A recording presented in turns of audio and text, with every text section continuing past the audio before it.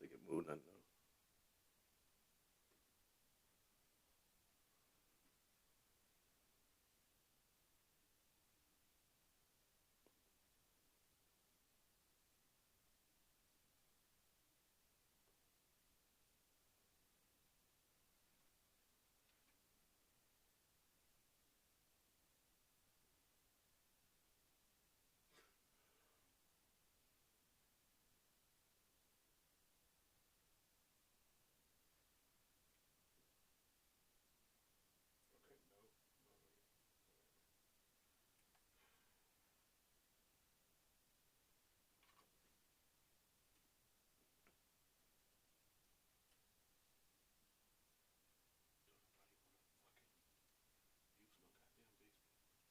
No.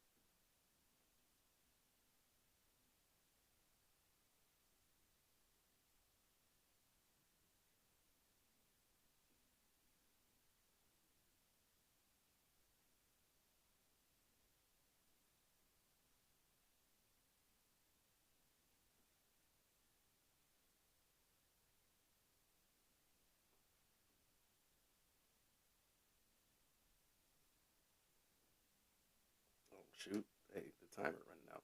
I said our timer ran out.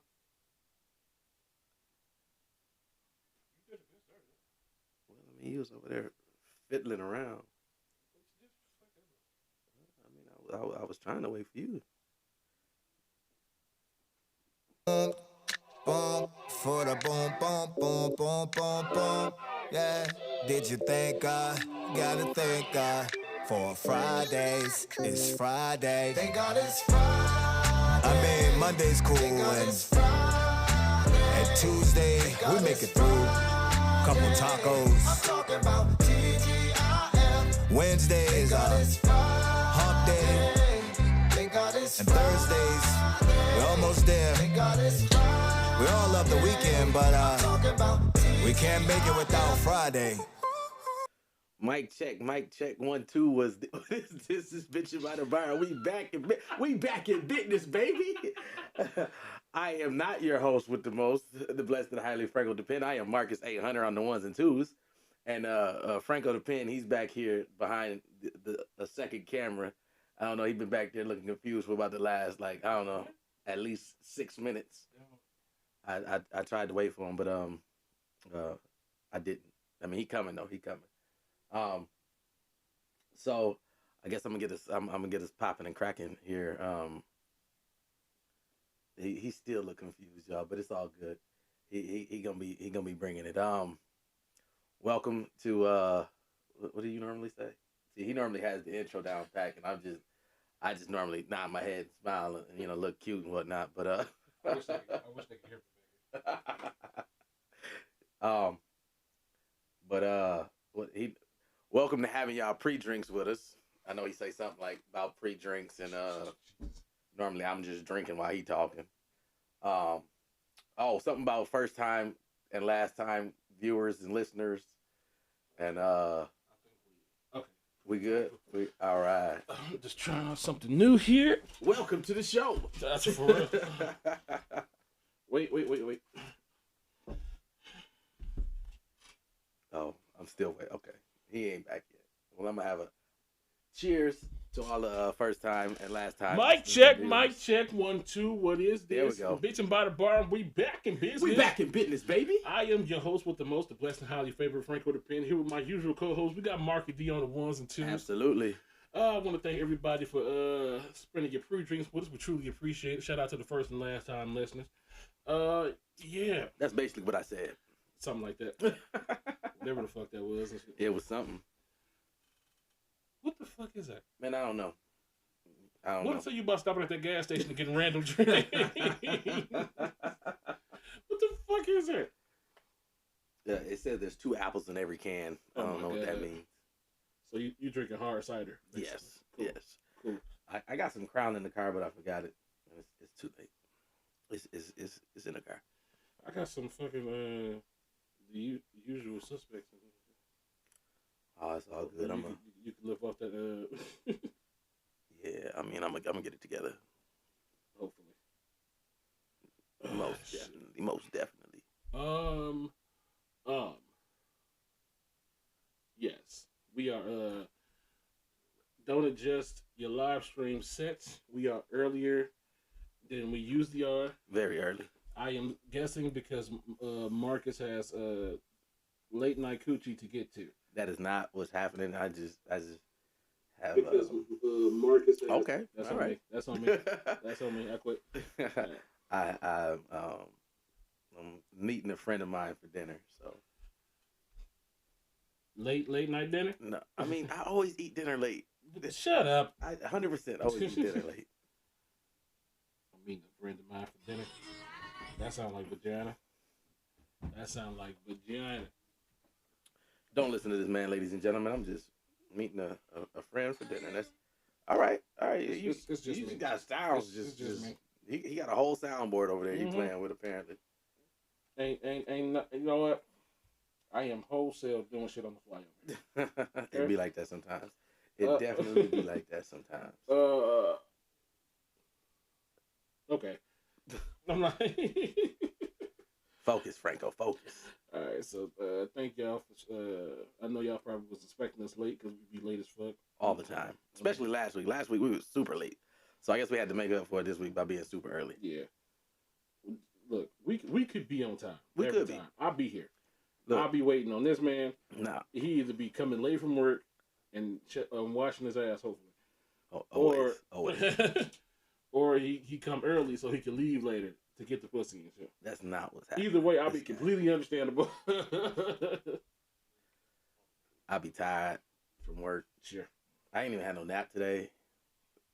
I'm in uncharted territories, no lie. We too old to be taking naps. What? Right? What's the best part about being an adult? Taking a nap? Yes. Shit.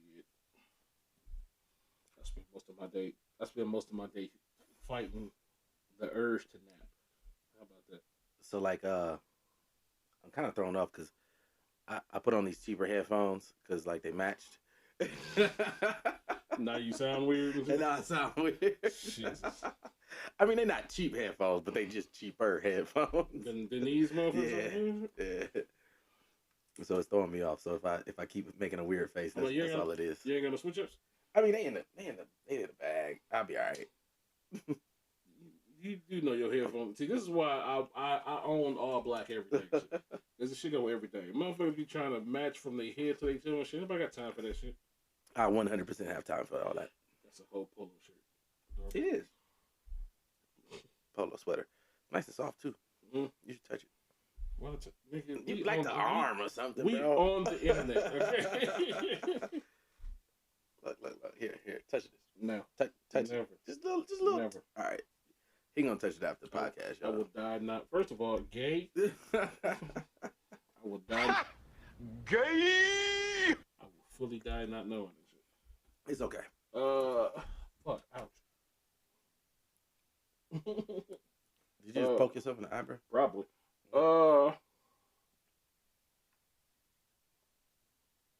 Yeah, how was your week?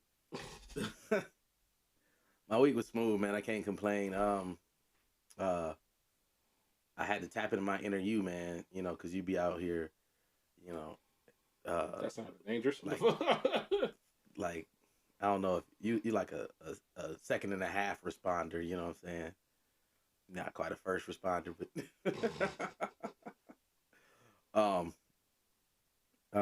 my week was cool all the way up until like what's today, Friday, all the way up until was that yesterday? Yeah, yesterday. So some crazy stuff happened at work, and you know I had to step in with my heroics. Oh, Jesus. Who the fuck you trying to say? So I'm sitting in my office, and all I hear is help, help. Right. So like I jump up, I go running out, and like well, first up I jump and I look at one of my coworkers because he in the office with me, like, and we make that that face like, what was that? We jump up, I go darting out the office, he right behind me, and like it's a dude, and he's like pent under like, hey Dana, and he's like pent under like 5,000 pounds worth of steel. Yeah, like So he's like so his legs are pent up under all this steel. Like so we come around the corner where he is, and he's sitting there. He's like, hey, help me, help me, help me, help me. And he a younger guy, and I'm like, oh man. Wait, how is he pent? So like, excuse me. Dang, my bad, y'all. So he's sitting, and his legs. So he's sitting on some steel tubing, like 20-foot sticks of steel, Mm-hmm. and like his legs are trapped. So like he trapped from like about the just above the knee down. It's still on top of him. Okay. So I tell him like, hold on, we gotta get the remote because like we gotta get the remote for the crane to pull the crane over. So I send the guy that was in my office with me. I send him to go get the supervisor of that department. I go looking for the guy, the crane operator, and we get the supervisor, the crane operator. He start coming toward me, but he don't really like understand what's going on yet. And like by this time, there's a small, like a small crowd starting to form, and I'm yelling at the crane operator. I'm like, no, go back. You gotta get the remote. You gotta get the remote. So he finally realized like what's going on. He go grab the remote, and like he run back over. We drop the crane. We hook the bundle of steel up. Now this is like these sticks are 20 feet long. I think the whole bundle weighed like 2,500 pounds or something like that. So none of us know it was what to expect up under here. You know what I'm saying? But we lift the one stick. We lift the one bundle of steel off of him, and then it's another bundle of steel under that one on top of him. We like, dang. So we move this one out the way. We sit it down. We bring the crane back. At this point, I had one of my drivers call one of the truck drivers call 911, and he on the phone with 911, but he looks so confused. So I'm like doing triple duty, right? I take the phone from him. I'm like, give me the phone. I'm talking to 911. While they putting down the first bundle, coming to get the second bundle, and I'm explaining to them what's going on, where we are, and all that stuff. They asking questions about what's going on, like is there any obvious breaks, that type of thing. And so then we get the second bundle of steel off of his legs. And like when I tell you truly luckily, like there was like a little channel. So he's sitting on steel and he's got two like literal like 5,000 pounds of steel on his legs. But like there was like a little gap, like literally this wide, where his legs was able to kind of like nestle in. So he wasn't crushed, but he was pinned, right? And so we get the second bundle off of him, and I'm still on the phone with 911, and I'm telling them like, hey, she's asking me like, is there any bones protruding? Because she was asking me how much the stuff weighed and if we had to use machinery to move it, and I'm explaining all that to her, and she's like, is there any bones protruding? And I'm like, no, it doesn't look. There's no visible breaks. Like, and I explained to her how it looked like there was like a little channel where his legs like kind of slid into when the steel fell on him. And I'm explaining like at this point he's moving one of his legs, and like I'm explaining that to her, and she's like, all right, well, we get paramedics out to you. Paramedics probably got there maybe like not even 10 minutes, I don't think. And then the crazy part is like right same time paramedics got there, why does mama get there at the same time? Hilarious. Fucking hilarious. So because like after we were getting the second bundle off of him, he was asking for his phone. Somebody went to where his station was, grabbed his phone, and brought his phone to him. He calling his mama. She pull up. She got there same time the paramedics, basically. And so the paramedics, they bring the stretcher in. They sit, and because we told them like, look, don't move, sit right here on top of the steel where you was at. They start, evaluating him, he's got like some bruising, some pretty bad bruising and stuff like that. But like he was able to walk out the building. So like super lucky. I mean, this is literally 5,000 pounds worth of stuff landed on this man, and he was able to walk away from it, which is downright amazing. But he ended up still going to the hospital. Of course, he ain't ride with the ambulance because I don't think he had insurance. But he did end up going to he went to the he did go to the emergency room. He went to the hospital, and like when his supervisor came back, his supervisor was telling me like, yeah, he was, you know, like walking around the hospital, you know, kind of like walking around joking, that type of thing. So, but he just had some like swelling and some bruising in where it was pinned at. But like all in all, it seemed like he good. He didn't come back to work today, but I'm sure he gonna be back soon. But yeah, that was the craziness of my week, man. Like I don't think we've had anything like that in a long time, but it definitely makes you rethink. Like, man, I need to get up out of here. It's dangerous. I'm mad because first of all, when you said as soon as you said somebody was pinned down, I was like, well, was he a quadriplegic or paraplegic? I was like, what happened? I swear. I jumped straight to the ending. How does this end? Look, man. When I tell you I think that's what everybody was thinking. Because like when I came around the corner, because all I heard, like I'm probably about 30 feet away from him in an office, and I'm the first. We was the first. Me and the guy in my office, Nick, we were the first ones to hear him yelling, which was crazy to us. Like, so we go running out there, we see him, and like just to come around the corner and like see literal like a ton of steel laying on this man's lap. You know what I'm saying? like you couldn't see nothing below where the steel was. So we had no idea what it was gonna look like. You know what I'm saying? Like once we got these bundles of steel up off of him, but like I said, luckily it was literally like a little gap, not even a whole foot wide, where his legs was just like, scoop, you know, just like in there chilling. So like most of the weight was on top of the steel that he was sitting on, versus his legs. So that it kind of worked out, and I was glad. But yeah. So we had to get our hero on, you know, and then me and Nick, we went back to the office and, you know, just kind of like sat and watched from a distance. You know what I'm saying? We was like, we Batman today, because, you know, he come in, say today, and then, you know, disappear, you know. I'll be mad at that, cause just for the simple fact that if something go down, like in a nursing home, like if a resident fall, or if like a family member coming there tripping or some shit, that's just like a future meeting that we don't need to go to. That's fair.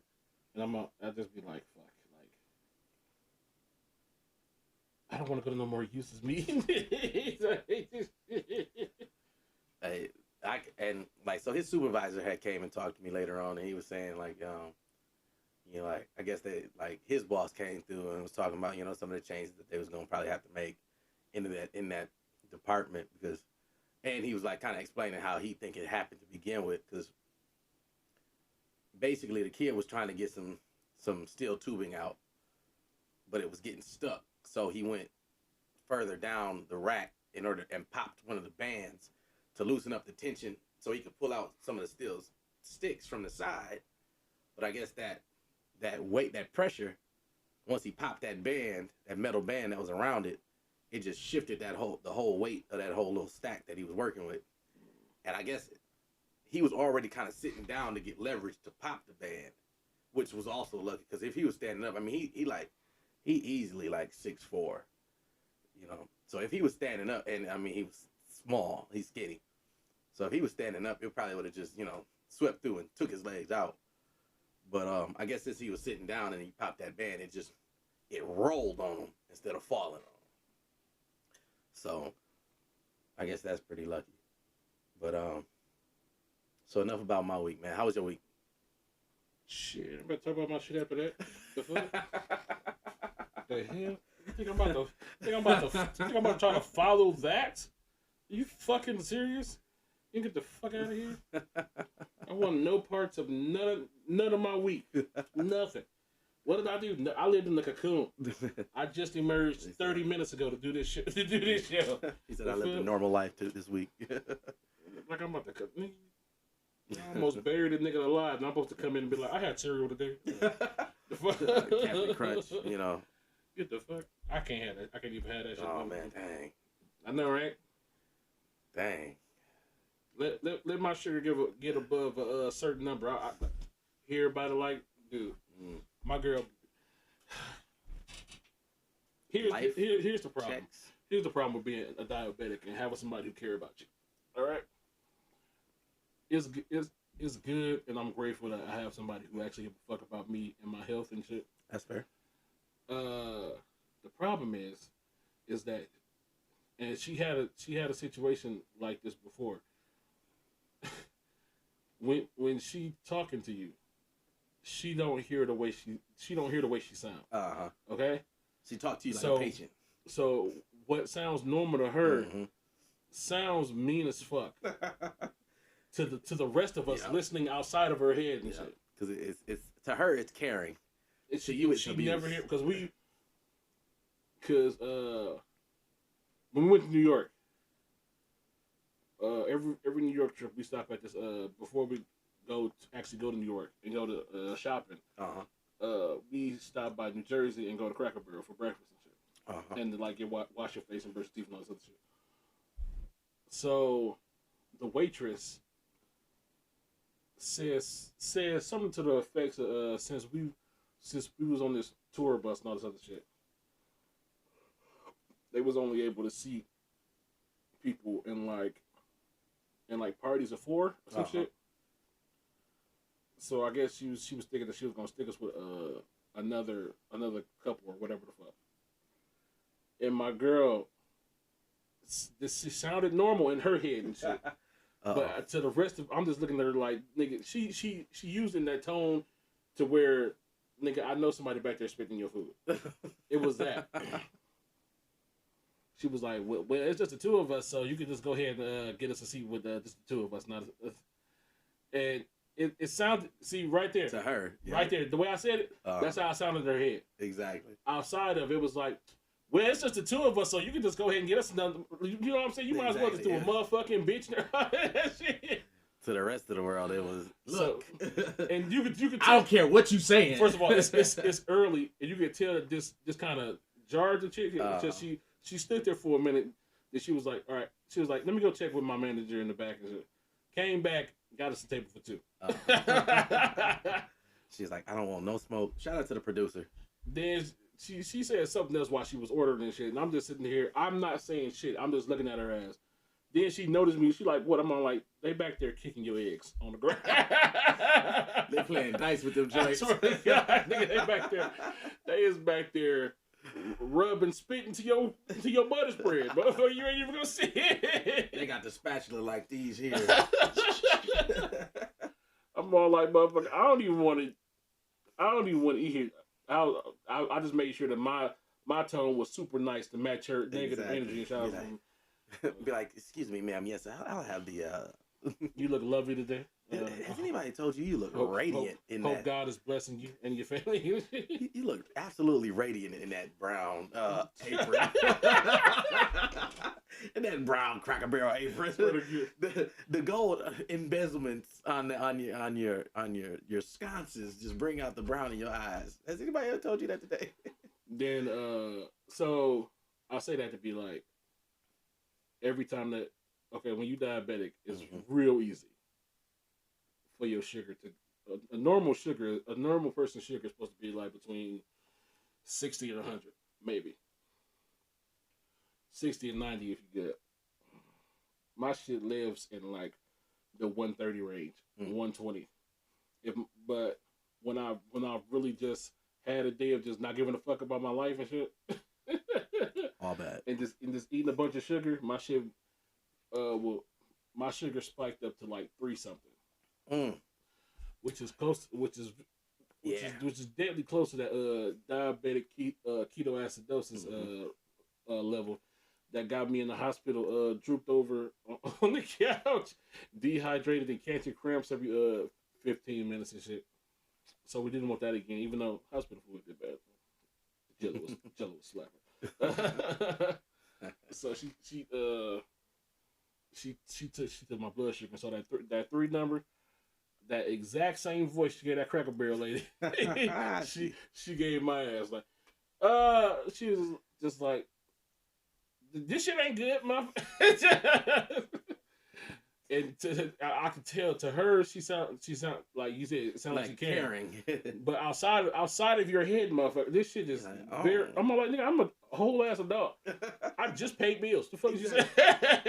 In this house where you live? Exactly. Like, just now. Then she I'm on like it got to be some heat in that, because when she gave me like when she gave my insulin shot.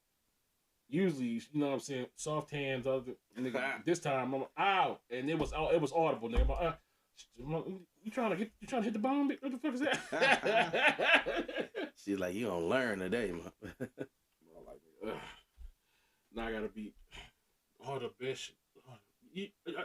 When I'm buying my snacks to hold me over and shit, I it's so sad. You gotta look at the sugar now. And buy zero sugar. Yeah, zero sugar. I have to relearn my love for zero sugar, for diet shit. Because calorie before I had diabetes, I had a love for like diet Fago.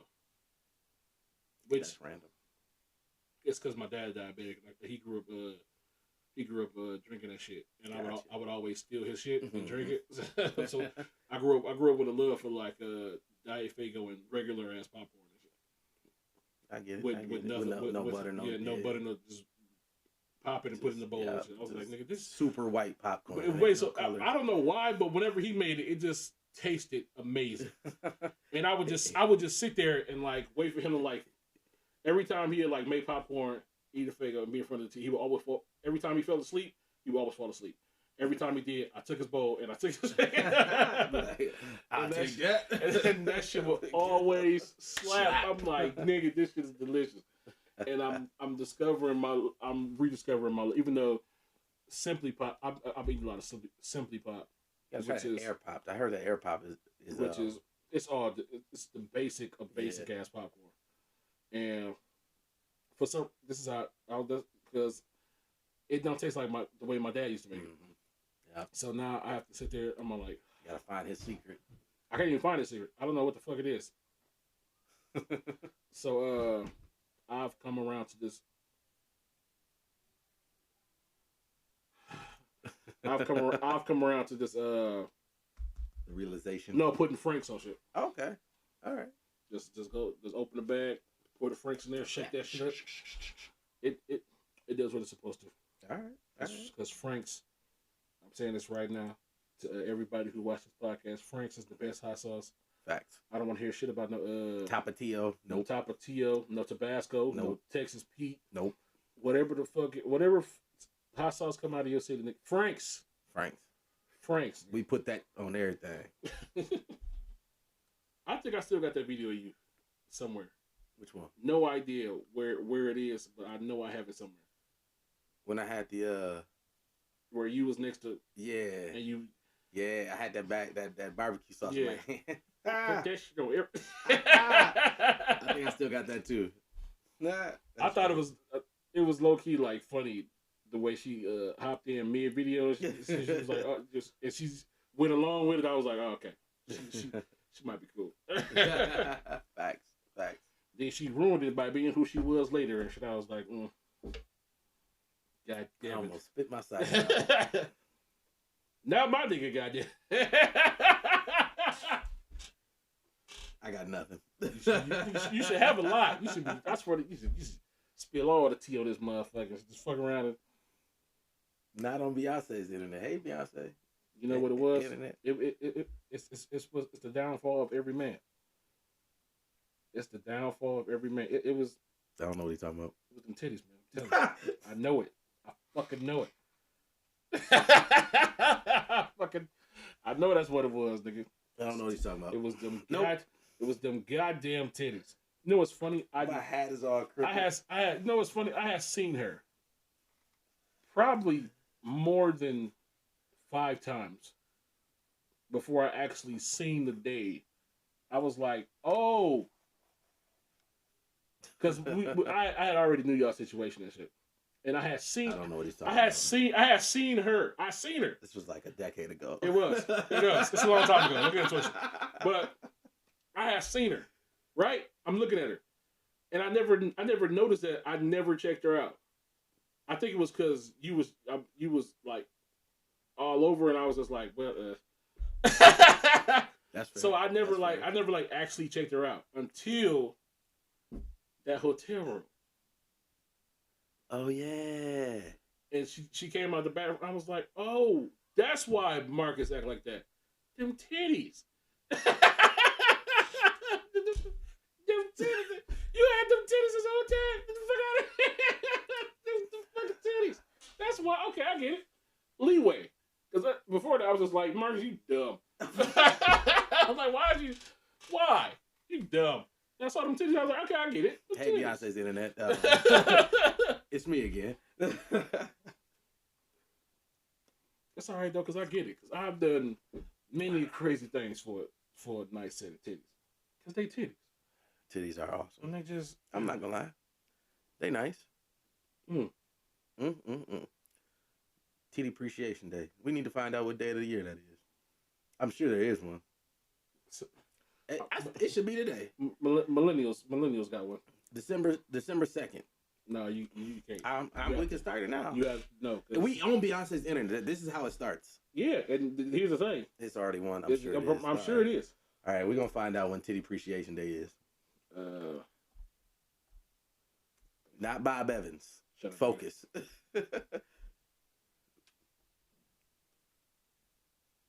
That ain't how you spell it, but it's gonna fix it. It's not? I don't think it is. Yes, it is, dick. Fuck out of here. Oh, yeah, it is. My bad. Titty Tuesdays. April 21st. April 21st. All right. Mark your calendars, ladies and gentlemen. National Breast Appreciation Day.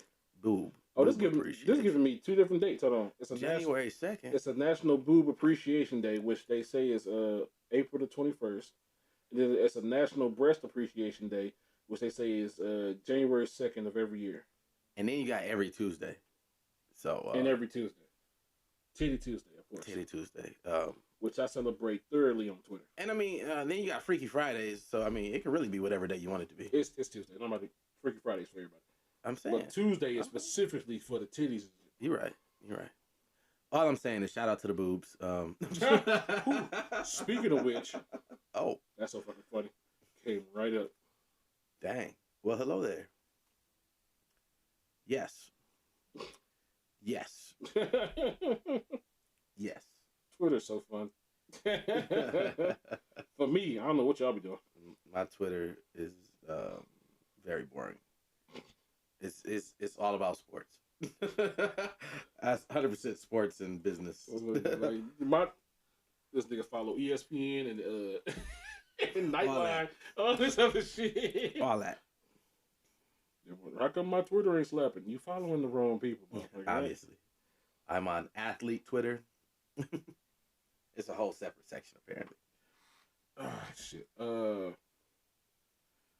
It's that time of year again. Where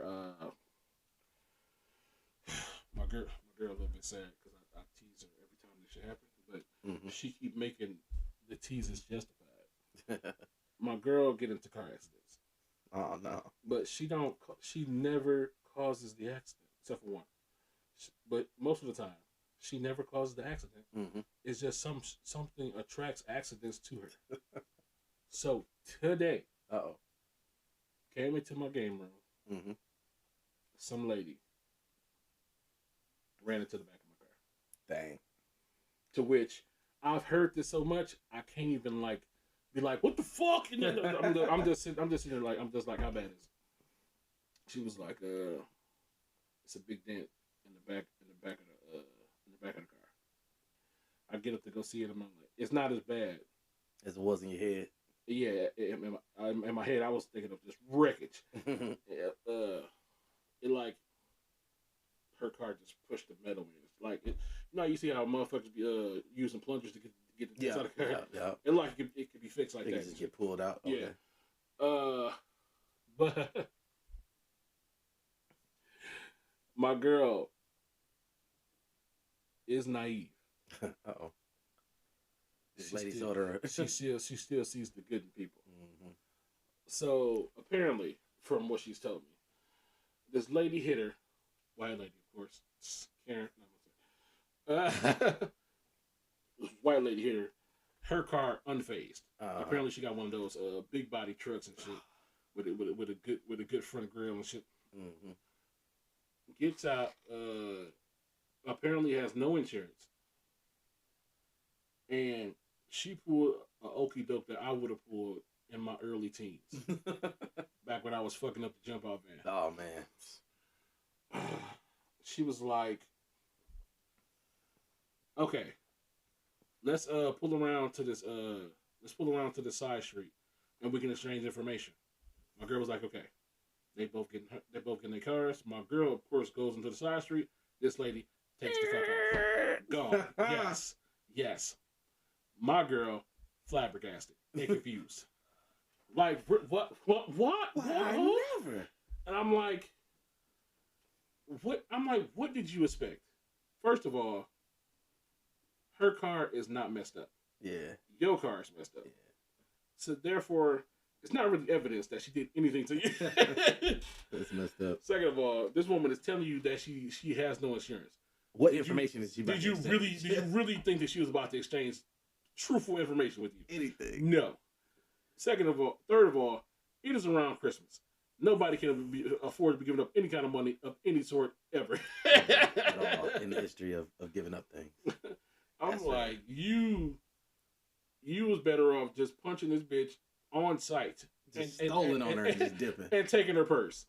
And taking her personal ID. Like, you would have got more from doing that than what you, I don't know what you thought was about to happen, but it's not. Exactly. I remember I had got rear-ended on the highway, and it was like bad traffic in a construction zone, so like it wasn't no shoulder to pull off on, right?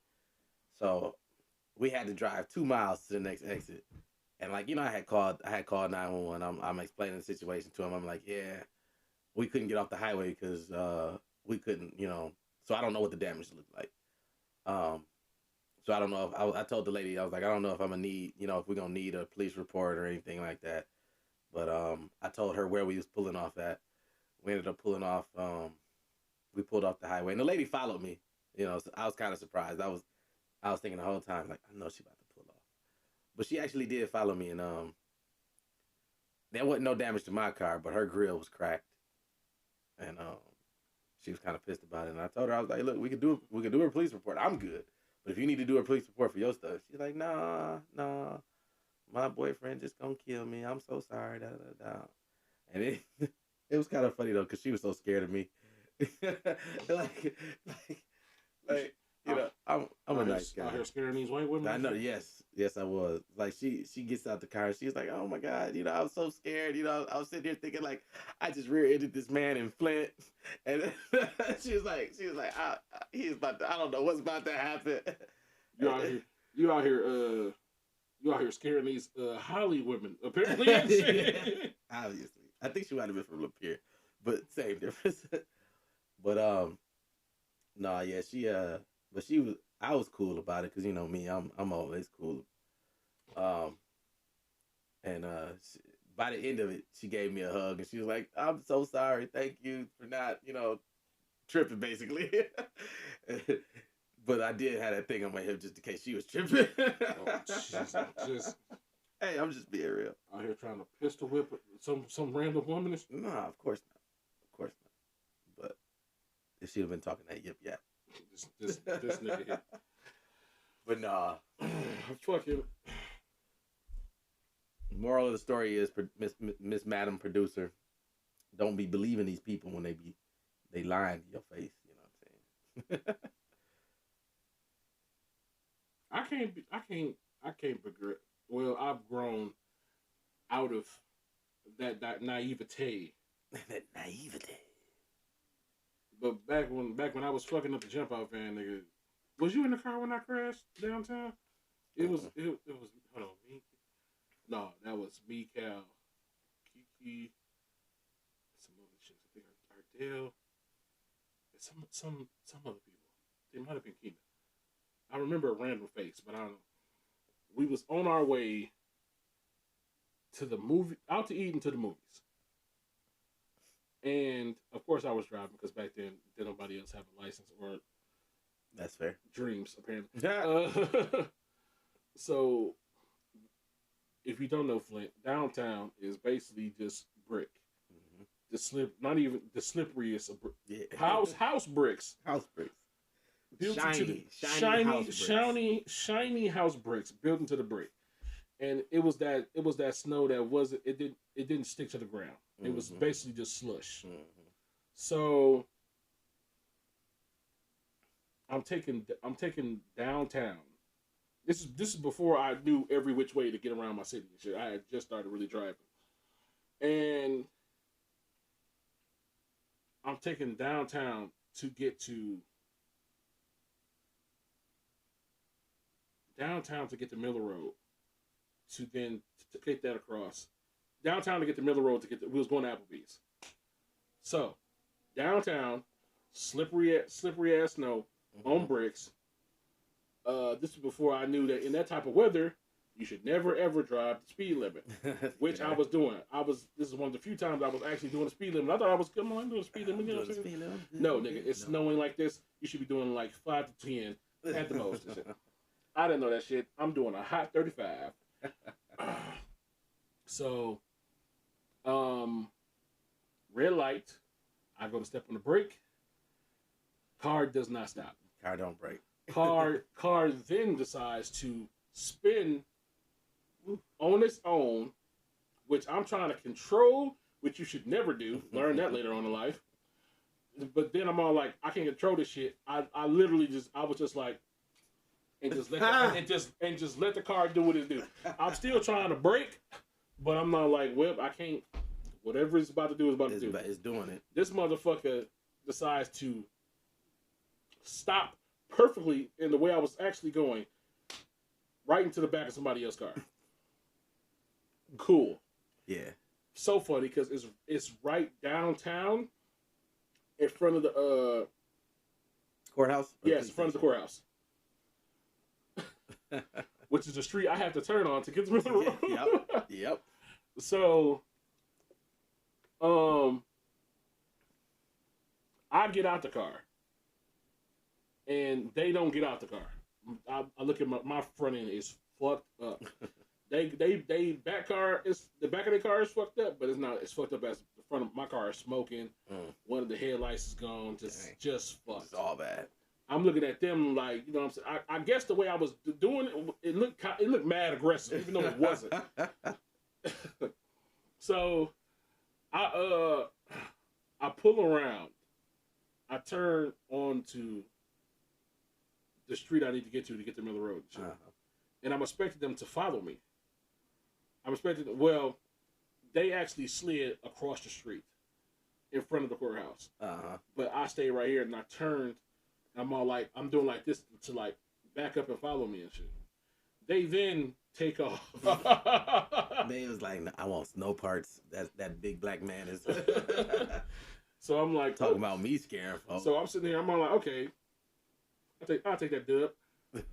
I didn't make the teen dumb decision to then drive that fucked up car still go to Miller Road. to Miller Road, which it barely made it. Like from what I know now,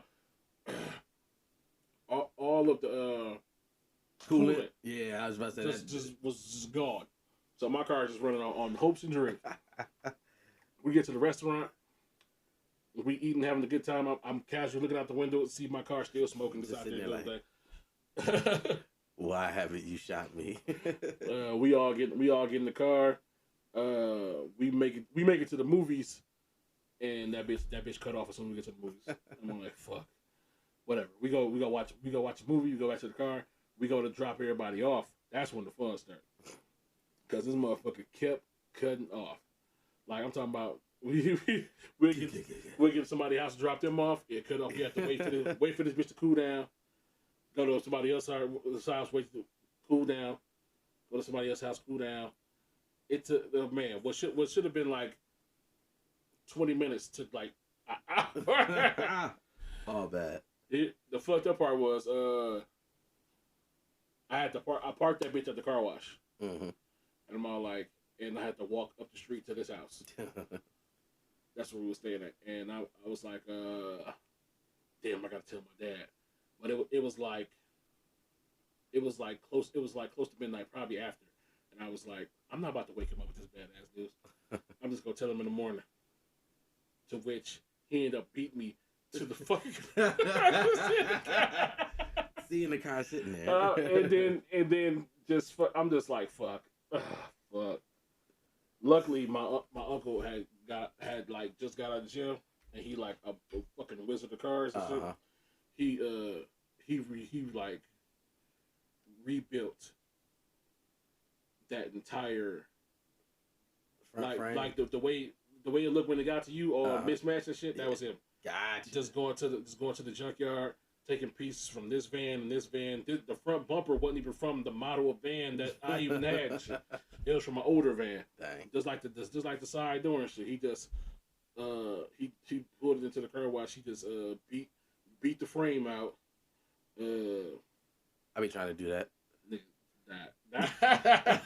Fucking that car was nigger rigged to the max. I mean, he did a whole bunch of just cheap ass reach arounds, and he just put it back together, and I was happy to have that bitch. Yeah. I was back.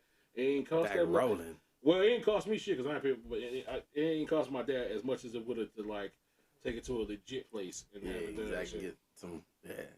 Go to the junkyard, give me all the parts you can. Mm-hmm. And this nigga just gone. Yeah. He made me help too because it was like, nigga, you fucked this up. Yeah, exactly. You gonna be a part of this. I'm all, you actually gonna give it back to me after I do shit? I help you anyway. What you need? That's right. I think that was the first time I ever got like under a car and shit. He was like, get up on here. I gotta show you this shit. Even though I couldn't, he just wanted me to see where I had fucked up. And shit. Okay. See all the damage you did. That's funny. I was like, man, that was the last time I was ever. But that was the last time I was ever like naive like that to think that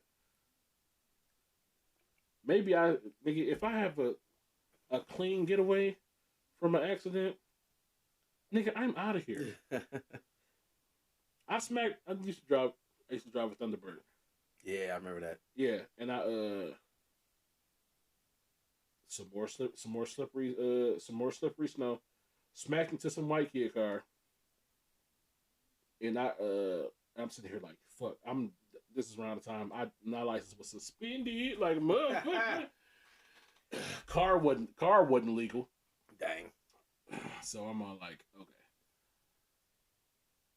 It's slippery outside. I could hear the white kid out there calling his dad and shit, or whoever the fuck.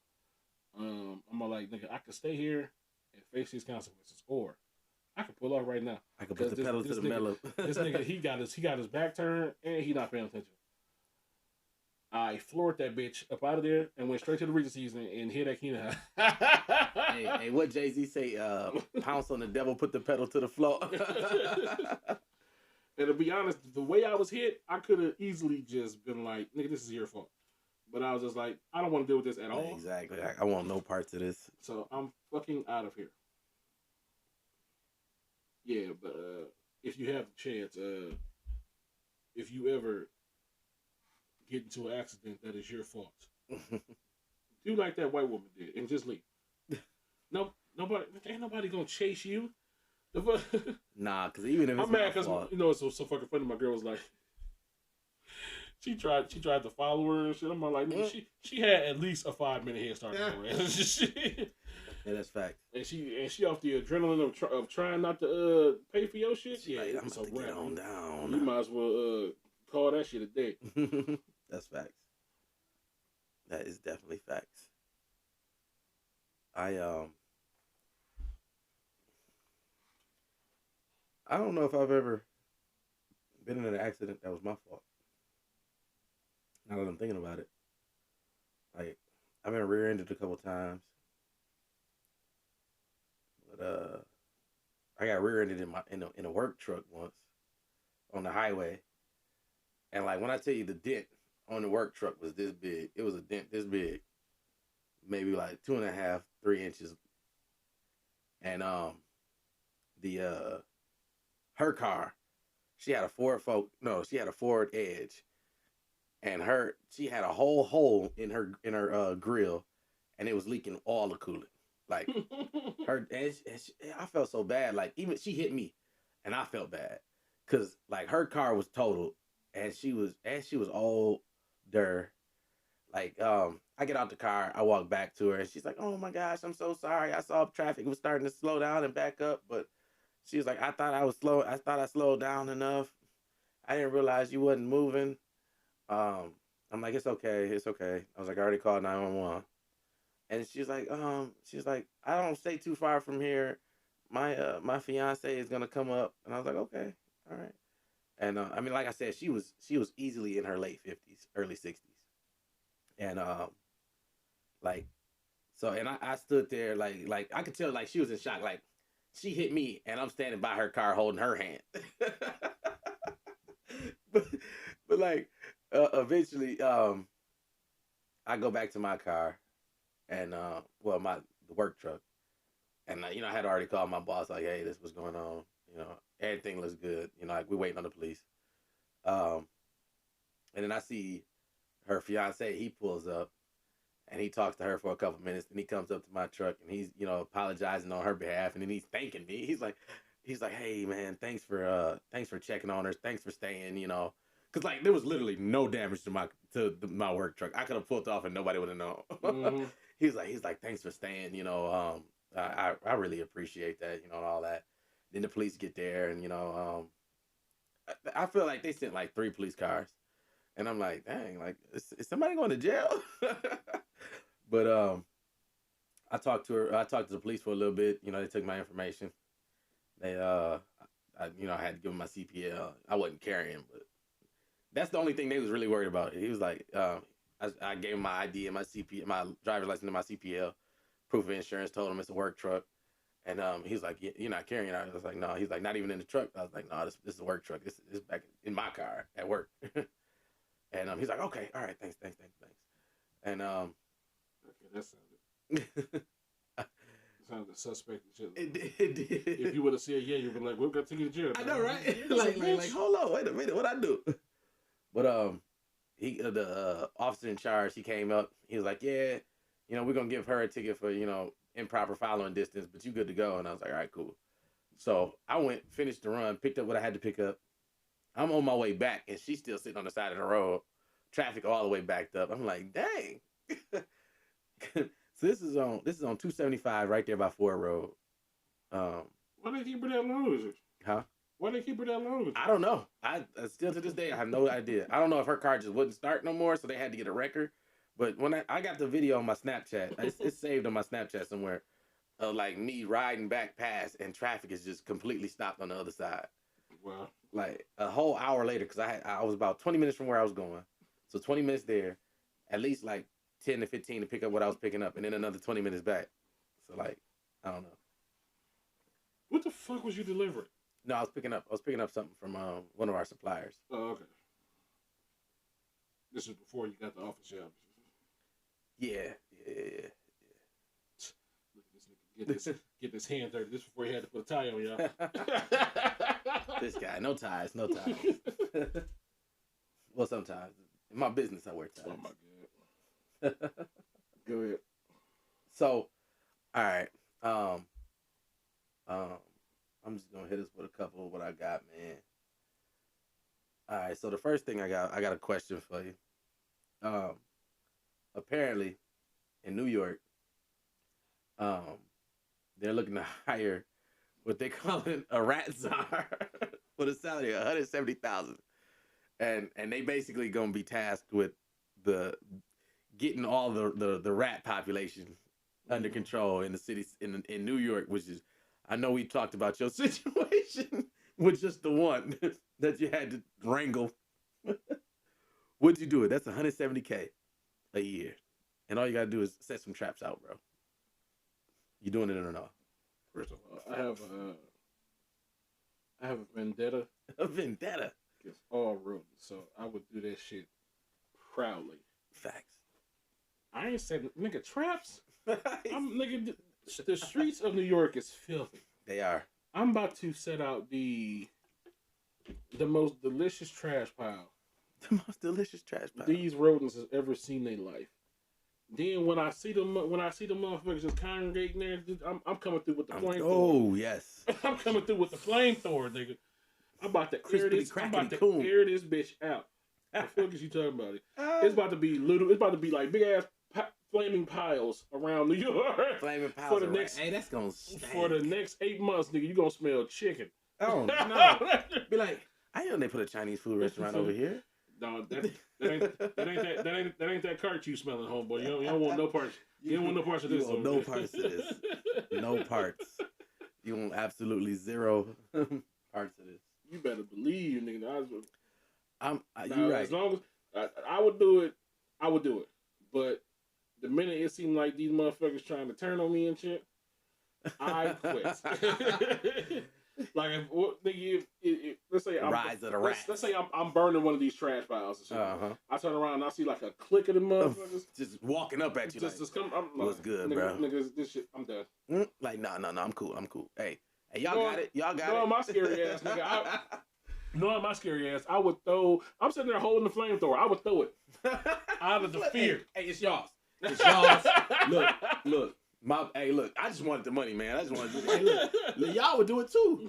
Look, hey, we can work something out. y'all would do it too. Y'all would do it too. I got a family to feed. What kind of shit is that? Y'all would do it too. Get the fuck out of here. But no, yeah, I probably had to. I don't. All money ain't good money, but I might have to do it for at least a year. At least I'm gonna have to get that high once. I'm gonna have to get that high 170. 1 year in, get 170. If I'm sure I'm gonna hate it. Wow, that's a lot of fucking money. That is. I don't know if I might have to put I could get a team of people that like to do stuff like that up under me. I don't know if I could just turn that shit just off the strength of the number. And shit. Yeah, exactly. Like I'm gonna just have to try it. Just go ahead, make this hot 170K wrangling some rats. They gonna call me the rat wrangler. Most definitely. All right, so more of the story is 170K is enough to kill some rats.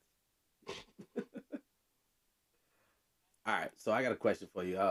This is something that we touched on, I'll say mildly in the past. Continuing on my cheating trend of last week. We gonna talk about what's worse between emotional cheating and physical cheating, and I want you to listen to this one group's take on it, and I want your take off of that. So hang on, listen to this.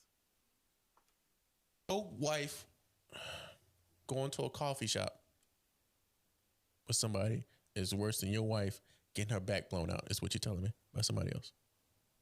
By a random guy on like a girl's trip that she gonna never see again. So you add stuff to it. No. What I'm doing is I'm removing the intimacy. Yeah. Like it's a random guy, random for trip, the sex part. just met her. Why you having coffee with him? That night. Compared to your girl on a coffee date. She went on a coffee date with her coworker. She got her back blown out in Vegas. Coworker she see every day. They chop it up. They kick it every day. Say, you know what? Let's take this thing a step further. Let's meet on Saturday. Let's go get coffee. Go get coffee. You be more mad about the coffee date or be more mad about her going to Vegas and getting her back blown out? I'm being mad at both, but of course, the physical is gonna be worse than the coffee date. Of course. All right. So same question, Franco. Okay. What do you think? What type of cheating do you think it would be worse? You find out your girl is having these little lunch dates with Robert from work, or you find out that trip to Houston a couple years back blew out. Some big Texas dude called Wow. Big Meech Some big Texas. Some big Texas dude with with a lifted 350. Caught her at the club, and just wham bam, thank you, ma'am, and sent her back limping to you.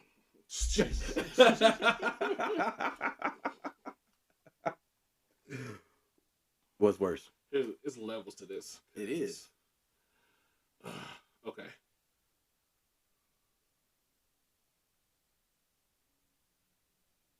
Of course, like, dude was right. The physical is gonna be worse, right? But it's only worse if you find out about it. Well, I feel If she went to Vegas and got some random dick and you ain't know about it, then it don't really hurt you with shit. Same as the lunch dates and shit. But one is just some fucking, Mm-hmm. right? Yep. And the other one could be construed as trying to get to know somebody. Yeah, you like this man. On a deeper level and shit. Facts. Like you go on dinners and like dates to like find out if it's something more to this person. Yeah. You want to spend time with this man. Emotional. Sex can be emotionless as fuck. That's true. I can. Me personally, a lot of people can't, but I could fuck some chick who I find just. I would never like be seen with you, but I'll knock you down real quick. I never forget, man. Me and one of my homeboys that will remain nameless. It's like no, it's bad. we was walking past this one chick, and we all kind of knew her. And he was like, he looked us dead in our eyes, and he was like, "Hey, I'm gonna be real with y'all. I would hit that. I would never let y'all know, but I would hit that." The way I rolled, I stopped dead in my tracks and started dying. He was like, "I would never let y'all know, but I would hit that." Trying to tell you. I was like, "Dang, bro, you never even know I did this." He's like, "You ain't never had no inkling," but I would. I would tear this bitch's wall down. But if I had to pick one, to be honest, if I had to pick one, the lunch dates for me would be the worst. Even though she 100% fucked. 100%. Like she got she got dick down. Plowed. Like best she ever had. But bitch. I'm just stacking up. She still think about it. She like, dang, I need to go back to Vegas. This is why I fuck with Marcus on this. This is why I fuck with Marcus about his 18 side pictures and shit. Cause I don't know what this man is talking about. But yeah, I would definitely like feel some type of way about. Cause I'm like, I would have to act like, I'm like, do you like? Did you catch your feelings for this? Like, fucking some motherfucking Vegas could be just fucking. Yeah. Which is like, it's still bad. He could have been drunk. He could have been drunk. You know what I'm saying? Y'all just, oops. It's still bad, but you know what I'm saying? But you do you love it? Exactly. Did you catching feelings for this man? Like, what's really going on here? You cared about his mama birthday and Christmas, whatever fuck you was saying. You just got him a sympathy card when his pet pig died. Oh no! All right, I'm gonna hand it over to Marcus real quick. I gotta go do something real quick. All right. So hopefully you can carry your shit by yourself. We gonna see. But no, in my opinion, I really feel like the way the physical cheating is gonna hurt your pride. I feel like as a man, physical cheating. I feel like I should turn so I could just talk to y'all now. But I feel like physical cheating really taps into a man's pride, like, because at that point, if you cheating physically, sometimes I guess if a woman is cheating on you physically, like she's just getting knocked off by some dude, then at that point you feel like man, like, what am I not doing? Am I not stepping up to the plate? Am I not like meeting your needs physically to where you gotta go out and, hit Jim and Todd and Brandon, you know what I'm saying? But but that emotional though, yeah. So Dana says emotional cheating is worse than physical. And like I said, I feel like physical cheating hits a man in his pride because it feel like, oh dang, I'm not doing nothing. I'm not doing enough in the bedroom. I'm not stepping up to the plate where I need to be stepping up to the plate. But that emotional cheating, whew, at that hits your heart. Like physical is your pride, emotional is your heart. That's your soul. You just feel like it just got ripped out. You find out your girl is like, so you don't even want to come to me with your problems no more. Like I don't know. I feel like that definitely hits way worse, Dana. I definitely agree with you. Like because it's like you finding home in somebody else almost. You know what I'm saying? Sometimes you just need something physical. Exactly. Like so Dana says sometimes you just need something physically different. And I get that. Like sometimes you just need that variety, you know. Um and I think that's easier to get over. It's easier for me to get over the fact that you needed something. Now don't get me wrong, they both gonna hurt.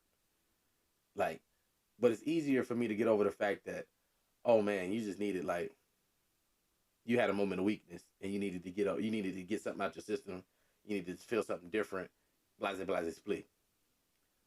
But to sit here and think about the fact that you wanted a connection, you wanted like a whole soul tie with somebody besides me, I'm just like, dang. Like, then what are we here for? Like what are we still? Why? If you needed to go out and have a whole soul tie with somebody different, then like, then like, why are we still trying? Um, exactly. So Dana says, like we said, I could smash someone and walk away, no feelings involved, and that's 100% true. Like you can do your thing, move on, you know. But like, if you seeing somebody every day, you going to meet them, you like having dates and genuine conversation, you know, that's a whole different story. That's somebody that you want to be in your life as more than what they are. You know what I'm saying? Like that's that's where true replacement comes from. Cause like I feel like no matter how good the sex is, you can't build like a relationship around that. It's not gonna last. Like there has to be some type of emotional tie between y'all in order for it to like really become a really become something with substance, if that makes any sense.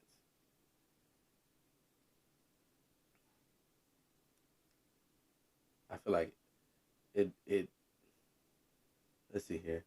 If you need emotional from someone else, then let me go. I can be understanding if it's a hit and quit. Exactly. Like because at the point of you reaching out to them for the emotional support, it's like what's left. And like I think that's where a lot of people come and fall into a pitfall of like why a lot of at least as no really as both sexes don't really like that whole best friend situation. Like what you need a best friend when you got me? You know what I'm saying? Like what you like especially when it's the same sex. Like when it's the opposite sex. So like if your girl got a guy best friend, or if your dude got a female best friend, like what are you going to them about? Like and that's coming from the guy that's been the best friend in multiple occasions. But like so I kind of see it from both sides. Like I see it from the sides of like I've been an innocent best friend with women before, you know what I'm saying? Like but I can also see it from the guy's standpoint, but like what could you go to him about that you couldn't what could you go to him about for emotional support that you couldn't come to me about for that same emotional support? Or exactly, like so Dana says make it an open relationship and be honest about it. And that's fair. Like if you feel like you need that emotional crutch and that physical crush from somebody else, like you might as well not even be in a monogamous relationship at that point. That's 100% honest. I agree with that. Like, but um, I have male best friends who I go to. I don't make friends with, and I see that a lot. You know, Dana says, you know, she doesn't make friends with females as easily, and I do see that a lot in women, like that are around guys just as friends. Like they this might just be me and my brilliant idiocracy, but like I feel like men are easier to understand and get along with from both men and women. But like women don't get along with or understand each other very easily. I couldn't tell you why, but I've seen the dynamic so many times to where like there's a lot of infighting with women, like you know what I'm saying, like that makes them. But I've also seen some very great relationships between women. I don't know, like as a man, I can honestly say that like it's easier to understand us from the inside, at least. You know, like I understand my homies much better than I have women in the past, if that makes sense. I don't know. That could just be my personal opinion. I feel like it might be, but since our good buddy Franco left me here hanging, I guess I'm gonna hit my other topics that I had that I was gonna just hold off on. So this is a PSA from Marky D. I know Franco does his PSAs, you know, separately. But this is my yearly reminder. I've gotten this ad on my timeline, on my Facebook timeline. I don't know how many times. Just this week. But I'll show the ad right here. It's for a basically it's a gift wrap for a woman, and I need to remind y'all, ladies, this is a PSA. Once again, this is a PSA from Marky D that this is not a gift. The same you that we getting 364 days of the year. We do not. I mean, don't get me wrong. We still wanted birthdays, holidays. We still want it, but this can't be the only gift. Like it can't happen. I'm sorry. Like you can't just we walk in the door one day and you got a whole bow on and you're like, Merry Christmas, it's me under the Christmas. No, I mean, thank you, I'm gonna still take it, but you're right. So Data says same goes for dudes. Look, you need to step it up. You need to step up your gift giving. But I definitely feel like I see it more in ladies than I do in men. But that's fairly honest. You're right, Dana. We can't just be putting a bow on our forehead, walking up. A little bit of stomach, but that's okay. All right. She gonna get it. Franco over here just making noise. It's a dick in a box. Well, we back, baby. What's up? Well, he back. I've been here. Marky D is right. That same old pussy ain't no gift. Facts. Like yeah. Thought I wasn't paying attention? Goddamn right I was. We can't be doing that. We can't be doing that this year, ladies. I've seen this ad. Like I said before, I've seen this ad on my timeline way too much in just the last week. I'm like, I need to get out ahead of this. Let these ladies know. Let these ladies know, like, look, we like it, we love it. We want it every other day. Every day if you're throwing it. But that can't be what you bring in for Christmas. That's not gonna work. That's not gonna work. The last thing I got for you, Franco, I got a question. So I watched this video of this chick, and she was 100% like she was like 100% bashing like dudes with terrible sex game. Now, I know what I bring to the table, and I know I don't fall into that category. Yes, I did just toot my own horn, but she was 100% bashing. Okay, I would I would say that too, but if I'm being honest, it was 2 chicks that you need to run back. Well, if you were single, if I was single, if I was single, I would definitely add like you look. like no, I didn't fulfill my. No, I did not put my best foot forward. And by foot I mean penis. One of you, I wasn't really trying. The other one, I wasn't really trying. In both instances, you know how after the game you like, dang. No, you ever get a girl and you just be like so happy about getting that pussy that you're not even thinking of, you thinking more about you than actually her. That might be legit. That be the situations for some dudes. Be like, especially if I ain't expect to get this. You know what I'm saying? I did not expect this to happen. Like, man, I am thoroughly enjoying this shit, and you not even thinking about whether she enjoy. You just so focused on your accomplishment and what you. I had like a whole spell of that when I was like, and it wasn't until after it was over I was like, maybe I should have tried harder to make sure that she was. Yeah, I can't have her out here. But just like, to my defense, nigga, she went none on me, which I feel like ruined any momentum that we was having and shit. Nice. I'm all like, nigga, I noticed my fuck up right as she went none. So I'm all like, nigga, I'm just like, give me a chance to like, I'm telling you, I can fix this shit. Like, look, I can bring you back. I'm telling you, I can fix this shit. Just give me a chance. And she was just all none, and I was just like, you know what? Well, this is over. The one that got away. But then then thanks to that, I actually thank her for that because I went into this current relationship completely overachieving. And I just knocked that out the ballpark. And we've been together for damn near a decade now. So I want to thank the girl that came before this for going on on me and being kind of trash towards the end. Because I became a massive overachiever and shit. Hey, sometimes you gotta knock it out the frame, as you said they did with it. All right, but the reason I asked that is because what doesn't get brought up very often is the fact that it's trash boxes out there. Of course it is. It's definitely trash boxes out there. Like they out there in the wild.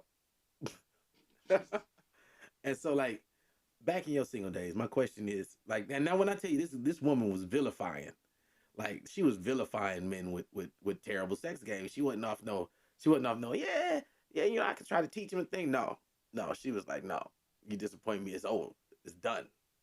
It's trash. And I'm like, I feel like men don't have that same energy. So I wanted to know, is trash box a deal breaker? When in your single days? For men? Yeah. No. Dude, no. The same. 100%, I agree. The same rules that apply to women do not even close to apply to men.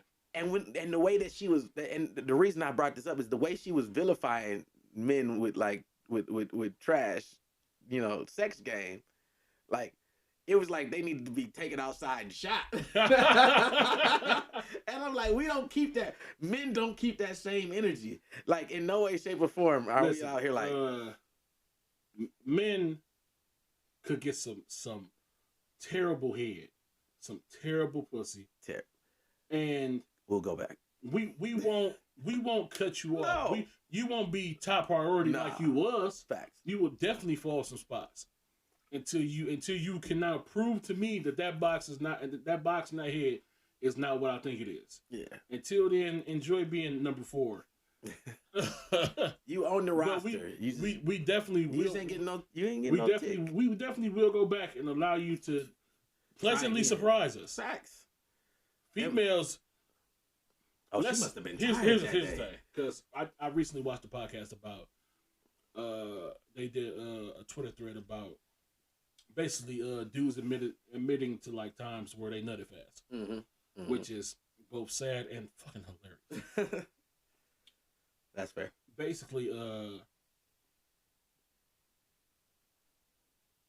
it was basically like a bunch of stories where men were either super excited, like me, about the pussy they was getting. Like, you know what I'm saying? I've been chasing this pussy for like, and she finally about to let me hit. Hell, nigga, the excitement. And then you nut, and then you just fucking female, and then you be like, dude, just give me 12 minutes. Hey, and you got some Powerade in the fridge. No, nigga, I drink this water out the sink in the bathroom. I'm about to clean up here, nigga. Just give me 12 minutes. I'm coming back. Let me go. No, pee. not like Magic Johnson though. Nigga, oh wow. let me go pee, wash my dick off, and I'll be back.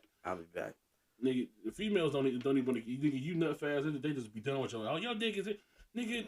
Now wait a minute. That's and then a compliment. especially like if you coming back from the bar and y'all motherfuckers basically been fucking on the dance floor.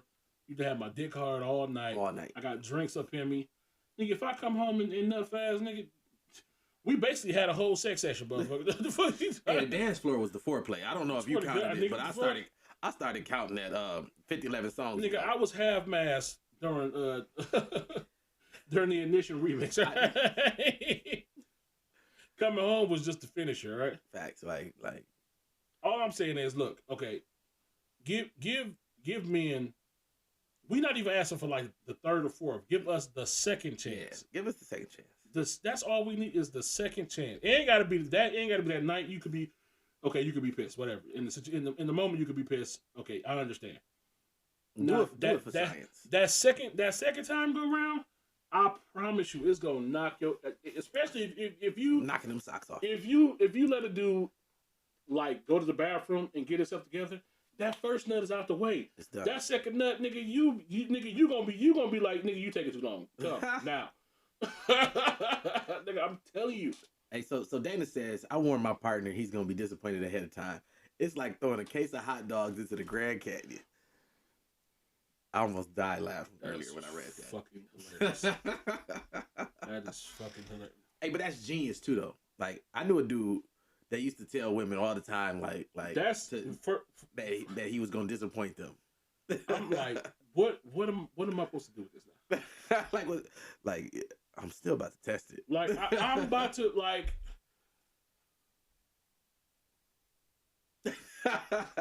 Here's like, I have a very if you, I wish I could link shit.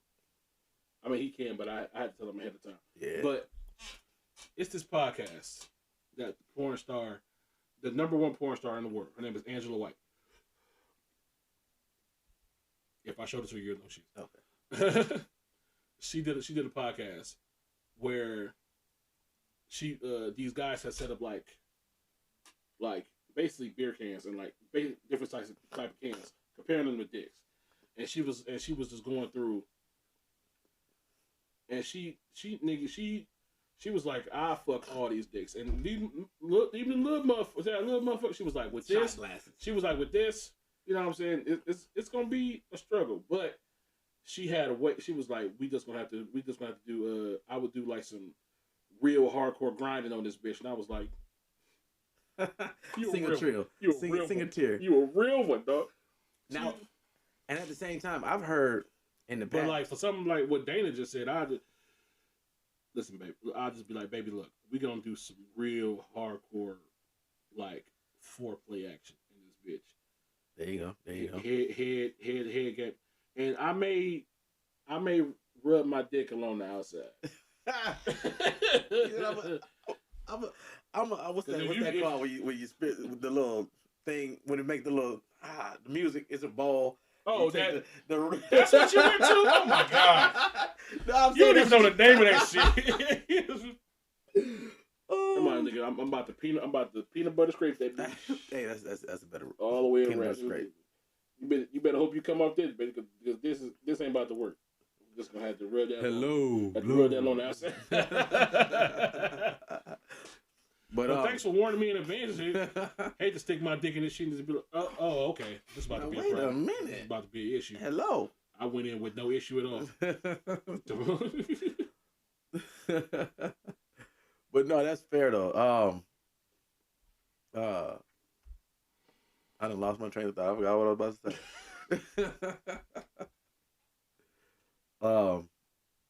Oh, I remember. All right, so back to what you said. The porn star lady was saying. I'm mad I just called her that. She is a porn star. Yes. Yeah, that's true, and she is a lady, and you still got noise coming from over there. Really? You can't get right. But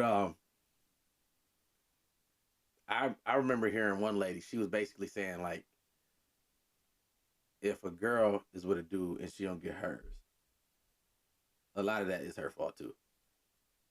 Like going off of what you just said, like she, because the I can't remember what podcast it was I was listening to, but she was basically saying like you how old and you don't know how to get yours too, you know, like and she was kind of dang. I wish most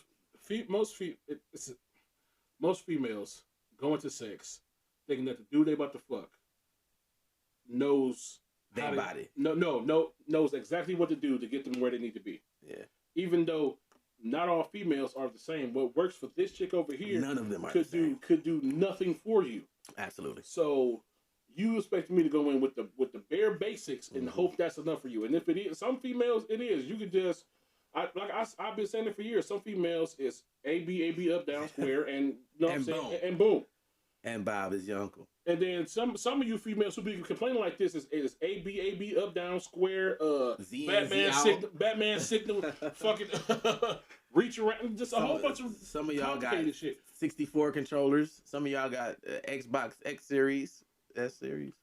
Some of you females coming straight off the fucking porn star X rack, getting smacked with whips and nipple clamps. Then come to me off a regular after club dick and expect me to just make you excuse you, ma'am. She turned into that chick off what was that what movie was that? God dog. Scary Movie. When she turned into that demon. You don't remember that? When she I can't do it. You had about 4 obscure references in this podcast. At least, know that shit. At least. Dana said, you yell into that canyon. Somebody yell. Bruh. Not somebody yelling back in the canyon. I almost said something horrific. You would have been canceled. Don't do it. Don't do it. Shit. But yeah, it's not a deal for men at least. It's not a deal breaker. It's definitely not a deal breaker. We are definitely the most forgiving and definitely the most chance giving of the two sexes. Females just be so good. Females swear for a gender that be like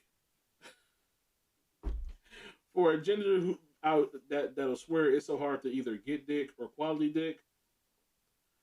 They will quickly throw some dick away at a moment's disappointment. Not to mention the man that's attached to him.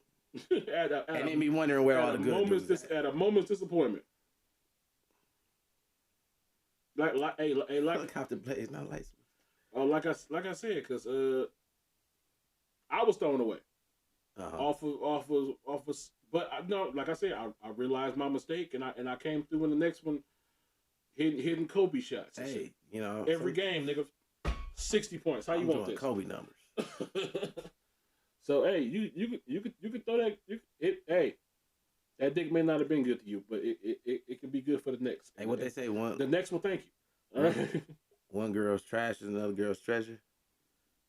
First of all, that was for everybody. Why you just making specifically for girls? Oh man, but that's all I got, man. What you got for me? Cause I ain't got too much longer. I'm mad because I had just thought about some shit and now it's gone. So now I have to I do got some shit. I always got some shit.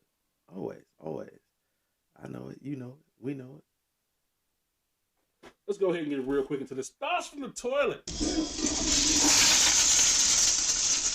Goddamn night. Thoughts from the toilet for this December 2nd. December 2nd. My birthday is in 3 months, everybody. Don't be one of them people. 2 months. Don't- Sorry, I don't- can't count. Don't be 2 one of months. them people. 2 months to the day. Don't be one of them female people. Hey. Okay. Look here. I just want to tell y'all my birthday tomorrow. My birthday tomorrow. Tomorrow come, I won't say nothing. The day after tomorrow, y'all ain't say nothing about my birthday.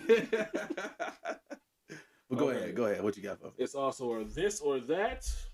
I don't got. You ain't got that no more. Ha in your face. No, I'm saying. I do have. I got something for this and that. This is it's in here somewhere. Wow. Well, I got a thoughts from the toilet thing. We'll do that. Boom. Jesus. All right. You at the half court shot. You at the half court line. Yes. Crowd full. Yes. Let's just say 5,000. You get one shot. One shot. You make it. You go home. You have no choice. Ain't no escaping this shit. You have to shoot the ball. Okay? You have two choices. Two choices. You shoot the ball, you make it. Instant 75,000. 75K. Right there Right next now. to you. Wait. In my hand. You miss it. They chop off your penis top. What? I ain't getting it back? Nope. Not the whole thing, just the head. What I'm gonna do with it? Hmm? If without that? You can still fuck without the penis. I mean, you but still got the rest of the dick, but the head is the best part. But you still got the rest of the dick. You can do a little bit of fucking with the shaft. You look. You don't even believe it. You won't even believe it. you go with the look. This you. This you. This you. What am I doing with that? What am I doing with that? Shoot. Oh shit. What's the other option? That's it. That's it. What am I doing? You gotta shoot. I'm shooting it. But I'm gonna make it. huh? I'm gonna make it. Is you? Yeah. The question was, do you believe in your ability to Yes. to make the half court? Yes. Are you sure? 100%. Are you sure? I am draining that shit. Like my life depended on it. Hey, look, you gonna think I'm warming up. That's how confident I'm gonna be. I was like, it was so when I heard this album, I'm like, nigga, and they try so hard to like salvage it. Like you can live without your dick. Nah. All the good shit is in the head. Listen, That's where all the feeling is. That's where the of the first stick is. You don't feel that shit in the shaft. You feel that in the head. Nigga. I'm like, oh man. Look, I got the technique that I'm gonna shoot. See, I remember the first time I ever hit a half court shot, and it's gonna be just like that day. I took like 3 steps and I flung it with a little backspin. Swoosh, right in. That's what it's gonna be. 100%. No ifs, ands, or buts. I'm making it. I'm gonna be like, man, you might as well just hand me that case right now, because failure is not an option. Ain't that what they say in the playoffs? But if you don't though, ain't no if I don't. No. I am going home fully intact with 75,000. So you just that Yes. just that confident. Yes. Like, nigga, I'm about to Yes. forever. Nigga, when I tell you I'll be on that half court line shaking like a stripper. Nigga, I'm ripping that junk off like a Band-Aid. Because I already know. I would be piss yourself afraid, nigga. I Nope. would. Ooh. I could feel like my hands would be so sweaty. The ball slip out. The ball slip out. And that was fucking... a warm-up shot. They don't count, dude. Like, I get 3 shots. You said 3. You said 3 shots, right? 3 chances. 2 out of It 3. goes 75, 50, 25. No dick. I'm like, look, just how about I give you half of this and you just let me walk away from it. Just let me walk away fully intact with this shit. Oh man. It's nice to know the number of which your dick is worth, nigga. No, $75,000. I'm 100% draining that shot. Like, ain't no ifs, ands, or buts about it. A lot of motherfuckers say that shit. Yes. They are currently without a dick. First off, I would try to never be in that situation. But second off, if I was ever in that situation, I am draining that shot. Like. No, be weird. You would be going to like a regular Pistons game. And they like, hey, come shoot. No, it'd be like one of the scenarios. I just made a scenario up in my head. It's so fucking scary. All right. It is. You had a Pistons game with us. Me, Wayne, Kendall, Ryan. We seated like in the middle of the stands and shit. They go to the camera to call up, or they point the camera at somebody they want to come to the 3-point line to shoot for this shit, right?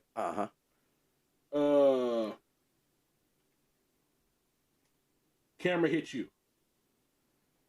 Come on down. They tell you the rules in the stand, like as if you have a choice. Like you can stay seated, or you can come down here and shoot for this. Now if you make it, $75,000. If you don't, cutting your dickhead off. And you, of course, good night, Dana. Of course, as a nigga with common sense, you're like, no, I'm not going down there. Whole crowd goes silent. Everybody in the crowd and the entire arena turns and looks at you, as if this was a setup. And we all five just sit there like, fuck. Like, we cannot fight. A whole stadium. Other motherfuckers. A whole stadium full of people. Marcus, get your ass down. It's on you, bitch. It's on you. That might be a little more nervy. Because it's like, how did I get here? Who gave us these tickets? Exactly. Like, I told you about getting these cheap tickets online. Oh, shit. I'm going down there and I'm draining that shot, though. You said what? I'm draining that shot and we taking the 75,000 home. Sure, yeah. And I'm going to be pissed at all y'all for the rest of our lives. All of who? I would have been like, I would have fought for y'all. You would have fought an arena full of motherfuckers. As I'm standing up, I'm going to be like, look, if I miss this, we taking off running. Where? Yeah, hey, you better get behind me. so we gonna have to look for the least populated part of this arena. I'm gonna be on the floor. So like, as soon as I see, ding, it's just gonna be an imprint of where I used to be. And while we all stuck in the seats, like in this Scooby Doo scenario shit. And they're gonna be like, sir. Yes, to be honest, nigga, while because everybody gonna be focused on you while you sitting down there getting ready to. I'm just gonna be like. And we just hey, look, but see, I got y'all. Look. I'm gonna be stretching. I'm gonna start stretching. I'm gonna take my jacket off while I see y'all sneaking out the back door. And once I see y'all gone, that's when I'm gonna shoot my shot. And if I miss, I'm taking off running. Meet me at the car. Okay. But I'm draining that junk though, because that ain't no other option. You just made a run to the door. The side door gonna be matter of fact, we gonna be in my truck. Hey, jump into the bed. We about this bitch. It's gonna be fully raining that day too. Just to make it worse. Y'all gonna be out there at the door. I'm coming out with the case of money. Like, hey, I told y'all I had it. Oh, okay, bitch. What you got for me? No. All right. So once again, this is gonna be my last one before we go, because it's kind of a long one. But once again, as we like women. We love women. On this show. Absolutely. But y'all, once again, cannot be shit. Now, this video it's a little bit long. I had to put it in 2 parts. But this is what the homeboy had to say about his mom. My father, nowhere to be found. You know why he was nowhere to be found? Because I just got a relationship with him a few months ago. Because my mom told me my dad wasn't to keep me away from my dad. I'm 26, bro. I'm 26. My mom kept me away from my dad for 26 years. You know what kept me away from him? My mom told me that my dad said I was a mistake and kept me away from my father. Every time, this been looking for me since I was a kid. Yeah. He's been looking for me. Can you imagine all the kids out there who got fucking ass moms telling them their daddy ain't, but the daddy looking for them? I finally talked to my dad. He's a good dude. My mom told me my dad has not paid child support since I was a kid. I finally meet this. He has envelopes full of proof showing he been paying child support. He told me, he said, your mom is a lying, manipulative. I have not talked to my mom in months. You know why? My mom called me. My mom's in California. My dad's in North Carolina. I moved out of LA. I can't live in North Carolina or LA because I hate those places because of the trauma I went through on both of those places. My mom calls me. What you doing, baby? What's going on? I'm at my dad's house. What you doing at? Didn't I say don't discuss family business? Like, my dad comes and he busts through the door. My dad is happy and married. He's a street. Can't talk about what he do, but he is street. He's happy and married. My mom has been bitter and having sex with so many goddamn dudes of different races, and she just got married recently that she met on Tinder for 1 month. My mom didn't get married because she was in love. She got married because she didn't want to be lonely. Yeah. My dad bust through the door and snatched the phone. I was trying to, like, no. Like, hello? Put my son back on the phone. No, it's my son too. What do you want? Put my son back on the phone. And my dad loses it. Going in on my mom. And I'm listening to my mom. All that slapping, abuse, and beating me up, choking me when I'm on the floor, beating me with belts, wrapping hangers around other hangers, beating me till I pass out, then wake back up, whelps on my back, scars. My mom turned into a 2-year-old little girl when my dad started talking to her.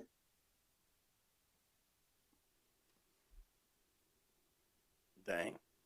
I don't even need the other part. That was good. Yeah. I was like, Wow.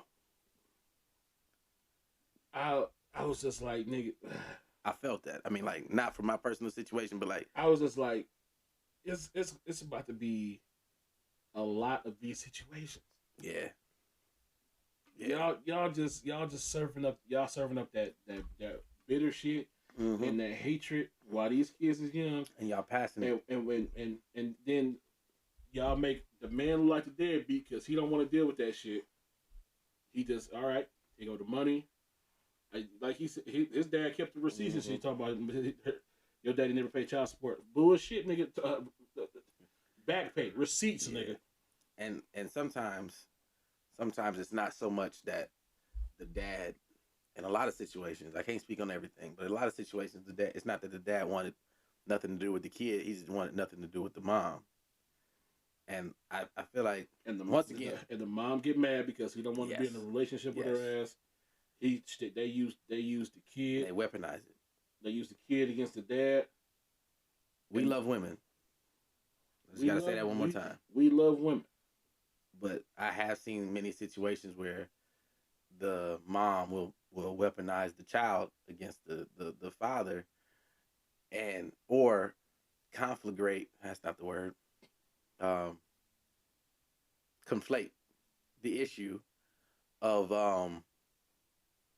the man not wanting to be with her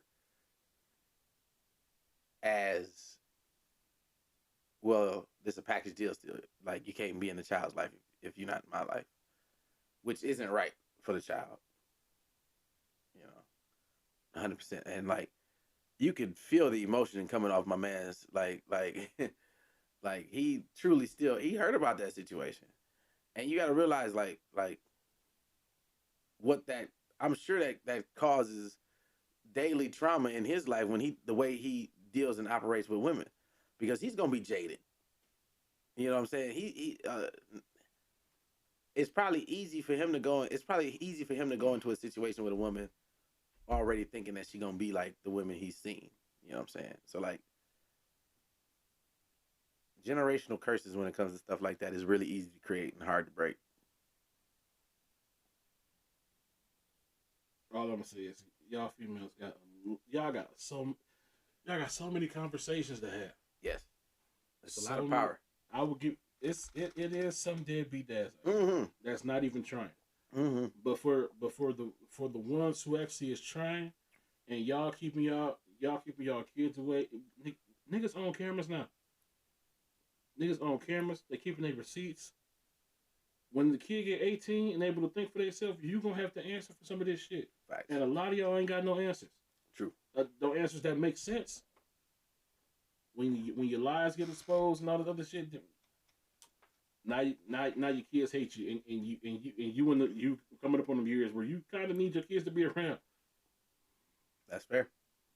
Very fair. Man. Ah, shit. I took it all dark at the end. It did get super dark. Ain't that some shit? Damn, hold on. How much time we got left? Let's see. All right. Let me see if I can play with one of these. All of these is fucked up. Yeah. Once again, I want to start by saying that we love women, right? We do. I promise. Prefaces, but we love women. We love women. But some women say dumb shit. Mm-hmm. And here's another one. Back to the dating thing. I just think like a man has to have some kind of, for me, authority over me for me to like listen to him and actually trust what he's saying. Like if you working in the same job as me, what have you really learned?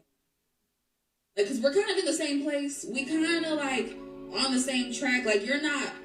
How do I put it? I'm a student. I like to learn. Mm-hmm. So if we're in the same place, how much more can you teach me? Back to the dating thing. I just think like a man has to. I don't agree with her at all. Here's the simple fact that this just when I saw this, I was like, this just adds to that stereotype that women do. Women, we already know women don't like to date men below them. Facts. At all. Don't even want to give them a chance. Yeah. This just proves that women also don't like the men that's on their level. That's equal. Fair. Now, like the thing I don't agree with her here, real quick, is we might be working at the same job, but we might not have the same job. First off, we might be working at the same job, but we might not have the same experience. Exactly. I could teach you a bunch of shit that you don't know. And that's what I'm getting at, because like the big fact is, my path to get here ain't the same as your path to get here. Mm-hmm. Like you don't know what I've learned and what I've done and what I've accumulated, what I've been through to get to the same place that you at. Just like I don't know what you've been through and what you've done to get here. So like we both bringing different experiences here. And on top of that, you don't know what I'm doing outside of here. I'm about to say what she talking about is strictly financial. Yeah. Because she's trying to put a little bow on it. What she's talking about is strictly financial. But she's wording it as if you can't education. You can't show me nothing. Yeah, nah. Really?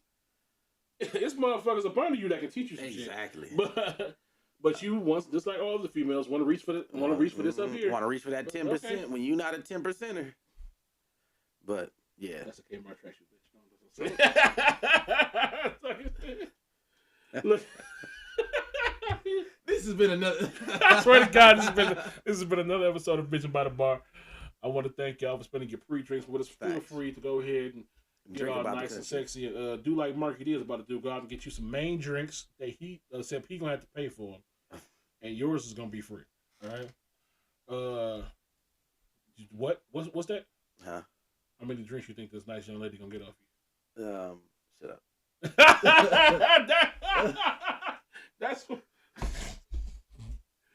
That's when you know somebody talking truth to you.